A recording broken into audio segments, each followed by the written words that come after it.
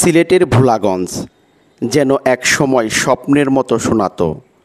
পাহাড়, নদী আর অসংখ্য সাদা পাথরের মিলনে যেন প্রকৃতির আঁকা এক অমূল্য ছবি। একসময় এখানকার সৌন্দর্য দেখে পর্যটকরা মুগ্ধ হয়ে বলতেন, এ যেন বাংলাদেশের ছোট্ট স্বর্গভূমি।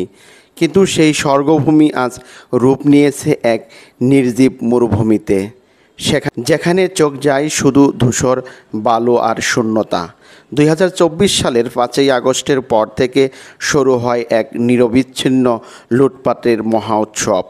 প্রশাসনের কাছে নেই কোনো সঠিক পরিসংখ্যান, তবে স্থানীয়দের হিসাবে মাত্র 1 বছরে প্রায় 3000 কোটি টাকার সাদা পাথর গায়েব হয়ে গেছে।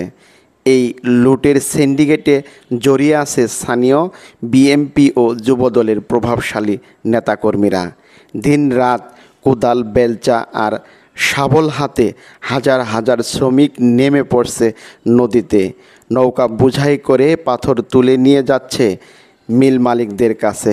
সেখানে ভেঙে ফেলা হচ্ছে ছোট ছোট টুকরোতে, আর সেগুলো পৌঁছে যাচ্ছে দেশের বিভিন্ন কনস্ট্রাকশন সাইটে।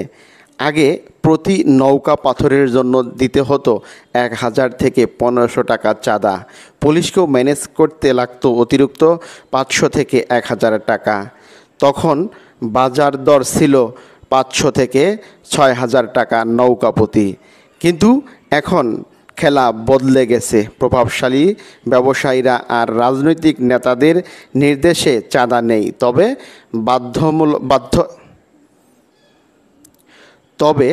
বাধ্যতামূলকভাবে প্রতি নৌকা 1500 থেকে 2000 টাকায় বিক্রি করতে হবে শুধুমাত্র সিন্ডিকেট ব্যবসায়ীদের কাছেই। তারা এর বেশি কাউকে দেবে না দাম। লুটপাট এখন আর গোপন নয়, এ যেন ওপেন সিক্রেট। অনেকেই এর জন্য প্রশাসনকেই দায়ী করছেন। এই ভোলাগঞ্জের সাদা পাথর এক সময় ছিল আন্তর্জাতিক খ্যাতিসম্পন্ন পর্যটন কেন্দ্র। 2017 সালে পাহাড়ি ঢলে ধলাই নদীর তীরে জমে ওঠে 5 একরের বিশাল সাদা পাথরের পাহাড়। প্রশাসন সেটিকে সংরক্ষণ করেছিল, আর কয়েক দফা পাহাড়ি ঢলে আরও পাথরের স্তর যুক্ত হয়।